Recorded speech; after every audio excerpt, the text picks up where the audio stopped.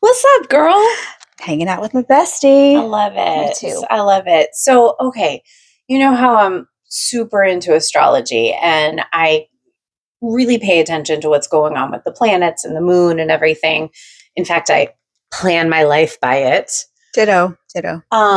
So Chiron just moved into Taurus last week, and Chiron is where we hold our core wounds. Taurus is the sign of the body, embodiment, groundedness, safety in the body. What's really interesting is that the last time Chiron it was in Taurus was when they put in what is the name of that journal? What is the book that has all of the diagnoses in it? I think it's like the DSM. I forget what it's called, but it's like the medical journal that holds all of the diagnoses. That is the first time that they recognized eating disorders. Right. It was in the early 70s, Right. and it finally went into this huge compendium. Right. So that was the last time Chiron was in Taurus. Mm-hmm. I'm getting goosebumps, you guys. So am I. So am I. So what I think is really interesting is we've got this whole explosion right now of the GLPs. Yes. We see the ones on TV, the semaglutide and tirzepatide and all of the different ones. So I decided to take the plunge. I decided to take the plunge as well. So we're owning our stuff. Yeah. Like we're being transparent. Yes, absolutely. 100%. It's not, I'm not hiding that I have struggled with my weight for a while. And I'll be straightforward with you. When I was in my teens and into my early 20s, I had a pretty severe eating disorder, both bulimia and anorexia. And so I was hesitant to try it at first, but I saw how much luck everybody, not even luck, but how much it was really the results everybody was having. And I decided, let me give it a try, but I'm going to enter it really clear-headed. I really want to be intentional about how I do this. Right. Absolutely. You don't want to use that drug as a crutch like we were when we were younger, when we had this eating disorder, right? Because these things can make you not eat at all, right? Yes. So getting on this for me was looking at why was I gaining the weight in the first place? For me, it was hormonal. When I started going through menopause, I gained a lot of weight. I could not get it off. My hormones were completely jacked up. And getting the weight off is really, really hard when you're in menopause. Yes. So the shot made sense for me, right? But I wanted to have a relationship with why did I gain the weight? Okay, I'm going through this hormonal issue. Hormonal stuff has some depression that goes along with it. Your hormones are all over the place. Right. I wanted to connect with that part of me, like, okay, what's happening? I'm going to get this help.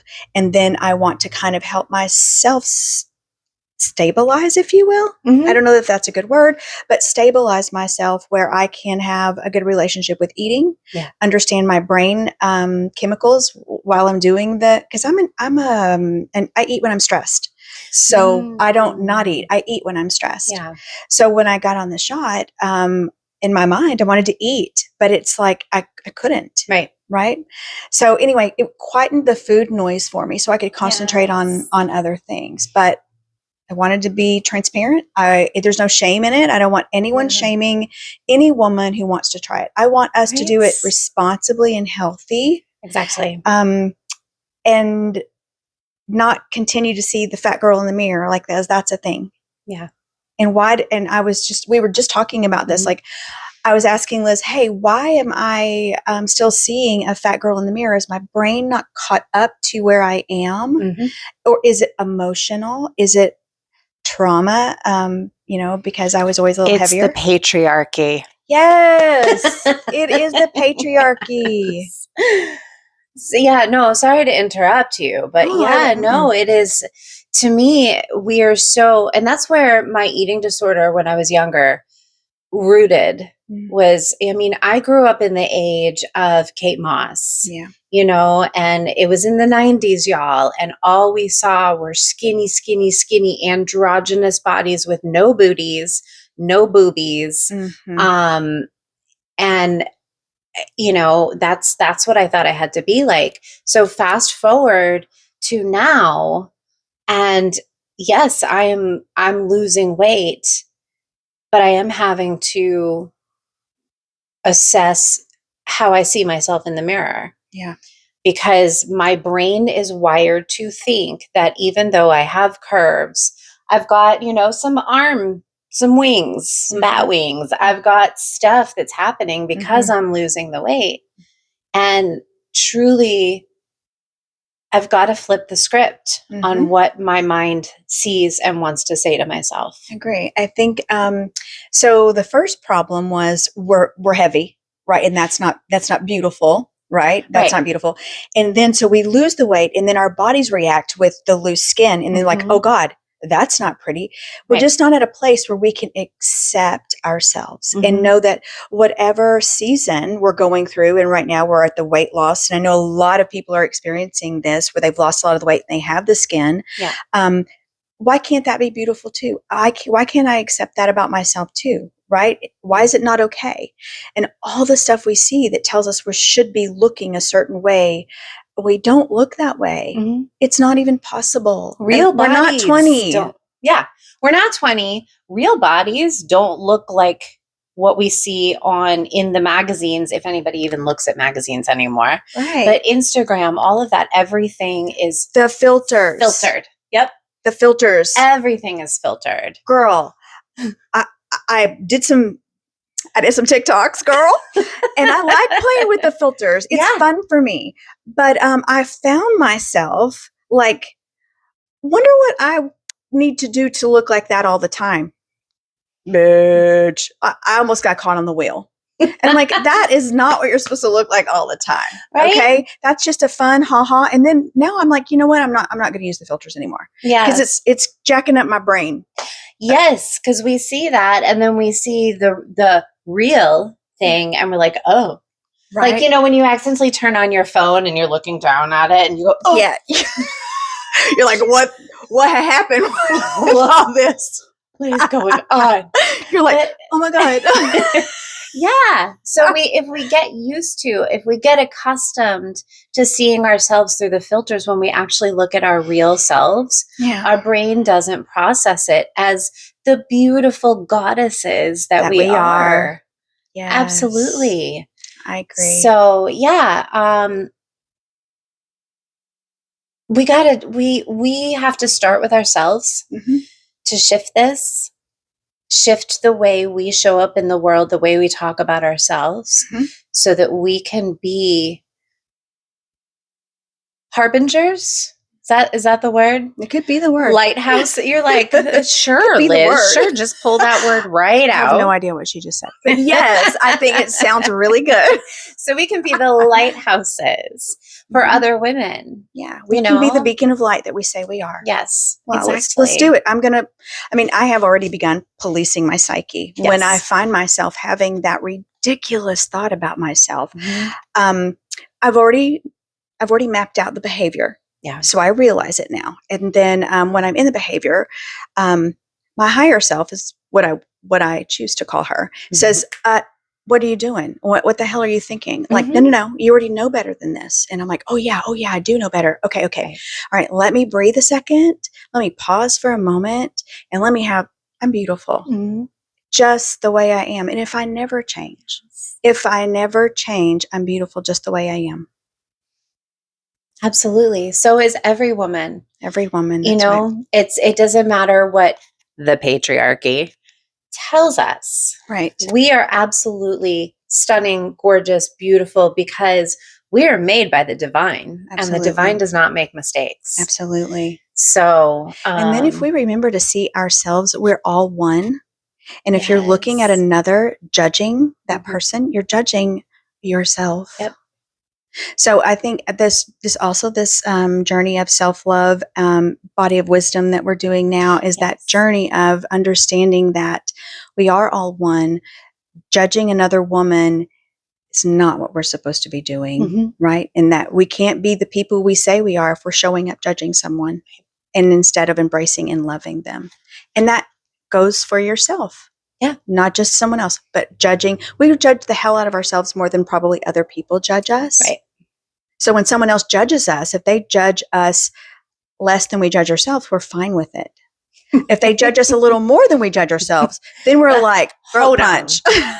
Hold on, honey. Right? So recognizing that behavior about how we treat our own selves, that's also, part of this journey of loving yourself, seeing yourself in a certain way. Yeah, absolutely. And if it means that you choose to put Botox in your face, you choose to put GLPs in your system, you choose to, whatever it is that you choose to help yourself on the journey, as long as you are doing it mindfully. Right. I mean, I didn't hop on this weight loss shot so that I could just drop a bunch of weight and then be like, look at me, I'm skinny. I did it so that I could quiet the noise. Yeah. So that, in my ever growing busy life, I didn't have to be so food driven. Right. I mean, you said that you eat when you get stressed out. I don't eat when I get stressed out. Right. And so what was really interesting for me is actually on the shot, I feel like I'm less stressed. Yes. So it's just... So the shot I'm taking isn't the first two we mentioned. It's the other one that's new. And I've seen a lot of videos where I'm on this and I don't give a shit. Well, it's almost like it is like that in a way. It quietens all the noise, not just the food noise. It quietens your stress level a bit. It quietens when you hear negative talk. It quietens that. You're like, I don't care. I don't care about that. It is. It rolls off your back. Yeah, more so. Right? More so. Now, I'm not saying everything because, I'll have a moment, but it does Girls help. gotta have a moment. Girl, right? But I do agree that it's a dopamine situation. Yeah. Right?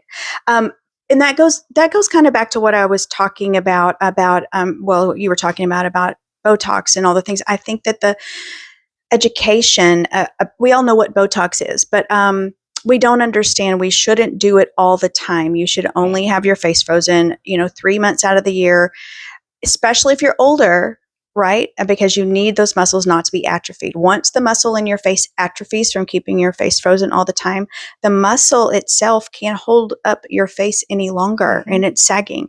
So, doing the fascia work, doing the face yoga, doing the intentional movements with massaging your face, all play a key part with your Botox. When you're younger, you can get away with it if you want to do 6 months out of the year, but not 12 months out of the year. Not all the time. Not all the time, because then you're going to have to do fillers, and then you're going to get pillow face, and then it's going to be a whole thing. You're going to figure out like, what the hell do I need to do now? And the next thing is cutting. Right? Yeah. We don't have to go there if we don't want to. If you want to, okay, we don't judge. By all means. Cool. But I want to educate you on what to do with your face, what to do with your GLP, right? Not to get stuck on that. You have to be on it for your entire life unless you want to be, because there's also a lot of other scientific things proven that what it does for your body, cholesterol, glucose, blood sugar, all the things, right? Yeah. So I think what I'm basically saying is don't stop judging. Right. Stop judging. At the end of the day, just stop judging others for the decisions they've made, even if it's not a decision you would make for yourself. Right. And I think what's so interesting is when we come up against someone, I don't even like that terminology, when we're speaking with someone who has a different point of view from us, we move into a place of fear. Yeah. Because defensiveness and fear. There's even like that, well, what if I don't like them? What if they don't like me? Oh my gosh, are they judging me? And if we just came to it from a place of openness and, oh, please tell me about your thoughts on that, or tell me the decisions you've made around that. We just have to approach everybody with love because everybody has their own mind, their own choices, just because they don't match with yours. doesn't mean that they're not right for themselves. Right. Wait a minute. What if everyone in the world stopped judging? What the hell would we do? What would we do? Oh my gosh. Would we have so much time? If I didn't judge you for your religion, if I didn't judge you for the color of your skin, if I didn't judge you, for whatever all the reasons are. Being too fat, being too skinny, being too perfect, being not perfect enough. Being outspoken, having an opinion, not, all the things. Yeah. What if we didn't do that? We would have so much time to do the important things in life. Like come to Body of Wisdom or yin yoga. Or at the Greenville Sanctuary. Or do spiritual coaching, or, come and get tapped, or, do some guided meditation, or just come hang out with it. We're cool. Yeah. We're freaking cool. We have a really good time here, y'all. Freaking cool. We are cool. I promise we're cool. Right. But what would we do if we weren't judging? I think about that a lot. Like the world would be such a different place if we didn't judge. Why can't we just have different opinions and I can still be your friend. I can still go to lunch with you. I can still hang out with you. You can still be my bestie.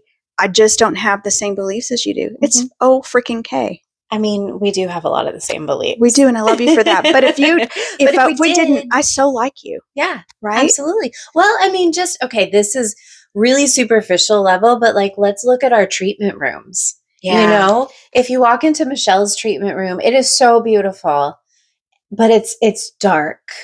She's got darker wood in there, and it's like a hug.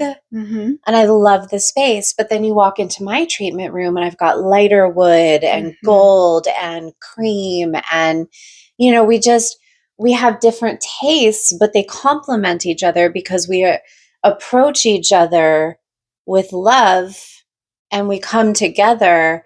I mean, I kind of I took a turn there from the treatment room. We're to yin yang. Right. We're yin yang. yang. Absolutely. Yeah, and yin yang can't have one or the other without the one or the other. Yeah. And okay, all of these people in the world are here to teach us something. I'm going to learn from them. They're going to learn from me. If we could take that to a place of non-judgmentalness and just know they're here to teach me something, I see myself in them, even though they're different, and they see themselves in me, even though I'm different. And that's a really beautiful thing.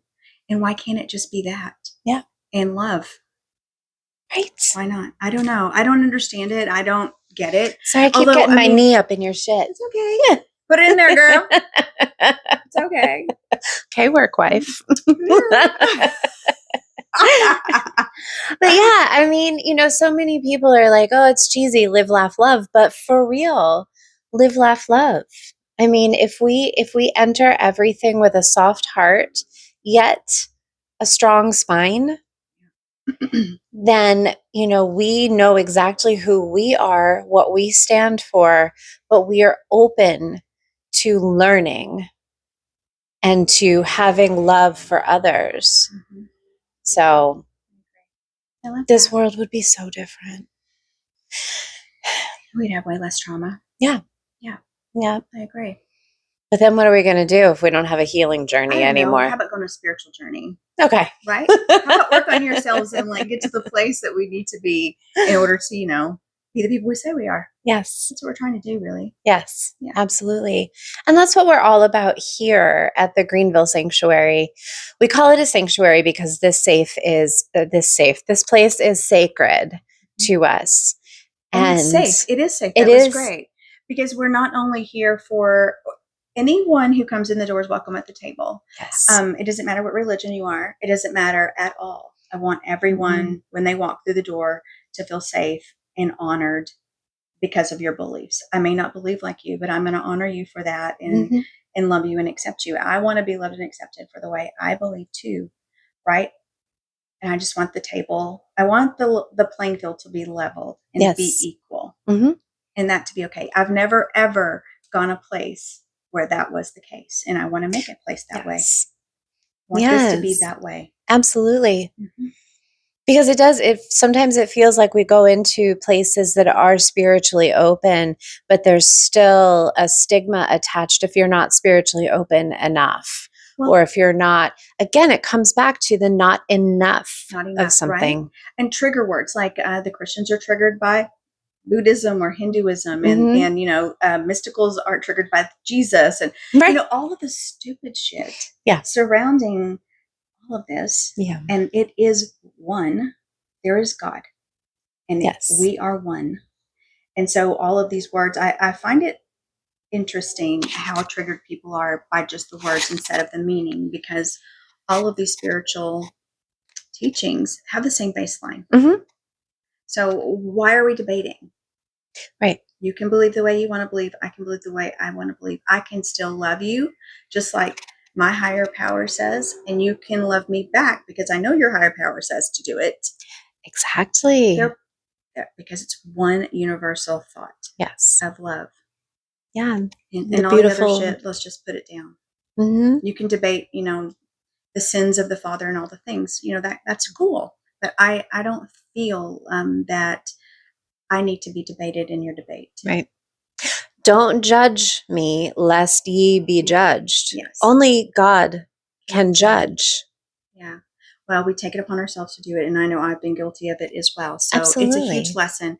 And again, it goes back to that question. What if no one judged? What would we do? We would have so much time. Right. To do the good things that we want to do. Yes. Yeah. Yeah. So, girl, I would meditate all day. Yeah. I mean, I try not to, I'm a human being on this earth having human experiences. I am going to judge, and then I'm going to recognize the pattern. Right. And I'm going to correct it. And every time I do it, it's going to make that spiritual muscle stronger. And then it happens less and less. Because I feel at this point, it happens less and less. Now I do catch myself sometimes on the hamster wheel saying, oh, she's so cute. I love her. But did you see her shoes? Okay, no. Okay, no. Okay, no. Stop it. I can hear my higher self going, okay, what the frick just happened? You did so good last week. And like, I know. Okay, I'm sorry. Here I go. I'm still learning. I hope to always be learning, you know? And what you said there, though, about catching the pattern, I think that, you know, that has really been a core part of our healing process over the last, you know, the 6 months that we've been really working on being in this space and really digging deep into kind of what makes us tick, our shadow work and everything, is we are recognizing the patterns that we would like to heal within ourselves. Now, we are never healed. We are always healing. But the more you recognize your patterns, the detrimental patterns to the pathway of who you choose to be, then you'll recognize them more quickly. And I just had an experience a couple weeks ago where I was starting to get, you know, real cranky and real just kind of burnt out feeling. And it didn't take me very long to recognize, oh, this is an old pattern of where I say yes when I mean no. And I had to bring myself back to my sacred no, that it is absolutely okay for me to say no or not right now. But what was so cool about it is having done this work, I was able to catch the pattern before I fell into it again. Because I know that the person who falls into that pattern doesn't show up for the people she cares about, doesn't do the things she says she's going to do. And I was able to say, oh, wait, stop. Nope, that is not the woman I am any longer. I learned a lot of beautiful lessons from that woman, but that it's not the woman I am today. And so, you know, just recognizing that pattern in anything that you do. You know, whether it be judgment or your personal patterns about giving away your time and energy. So many different patterns that we carry from childhood. Yes, absolutely. From the patriarchy. From the patriarchy. Sorry, guys. That's true. And once you decide that you're on the journey to do the work, I promise you that God, Universal God Source, will continue to give you little opportunities to practice. Yes, girl. You are going to get tested and then retested. Then you might get a little quiz. Yeah. But then you're going to get tested again. Exactly. And I always tell the ladies when we're having our class, I was like, okay, so we learned these things. We talked about them tonight. So this is about planting the seed, right? This isn't about growing your tree right now. This is about planting that seed. Yeah. And when you leave here tonight, you're going to water it, right? And then guess what's going to pop up? An opportunity. Yes. An opportunity is going to pop up. And just note that the first time you're not going to get it right. And that is the beauty of you recognizing the pattern. Yeah. Because when you don't get it right, you're like, oh, damn it. Oh, damn it. Yeah, it concretizes it into your system. Yeah. That, oh, there's that pattern. Shit. Yeah. And then it happens again. And guess what? You fell again. And you're like, oh my God, I just learned this. I just did this last week. And again, and so the moral of the story is you're going to fail a few times before you actually catch it and you may